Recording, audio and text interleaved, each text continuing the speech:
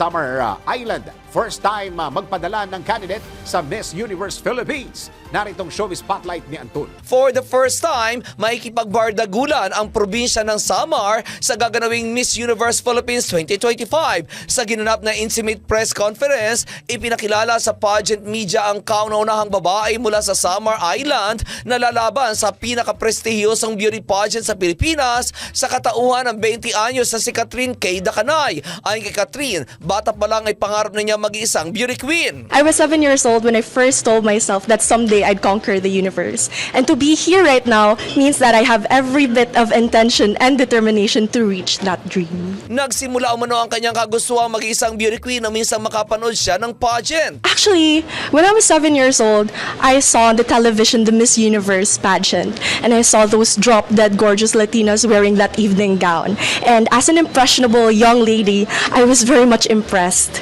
So I wanted to be like them someday. Ngunit ayon kay Catherine, nawalan siya ng pag-asa noon na mag-iisang beauty queen. When I was young, no one wanted to handle me in beauty pageants because they didn't find me pretty enough. But I had the strength and the courage to show up for myself, to show up for my dream, even though I didn't know how or when I'd get here. Sinabi pa ni Catherine na desidido talaga siya mag-isang beauty queen, bagamat hindi pa rin umano siya nagtitiwala sa kanyang sarili na matutupad niya ito noong sumali siya sa national pageant sa Samar. Actually, I wasn't expecting to win. Before I went on that stage, I was crying because of numerous emotions, but at the same time because of my gratitude. Because no matter what happened that night, even though the crown was still far in sight, I was happy that I was living my dream. And when they were announcing second runner-up, I was actually preparing to get called because I wasn't expecting the crown really. But at the same time, I was praying that if I could have a higher placement, then that's what I'd wish for.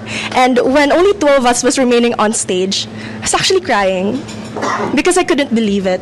And I was praying that if there was the slightest chance that it could be me tonight, then please let it be me.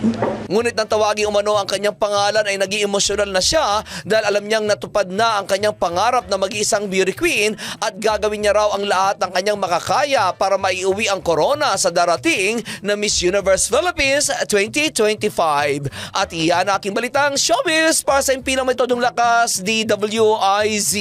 Ako si Anton, nagbabalita ng tama, naglilingkod ng tama.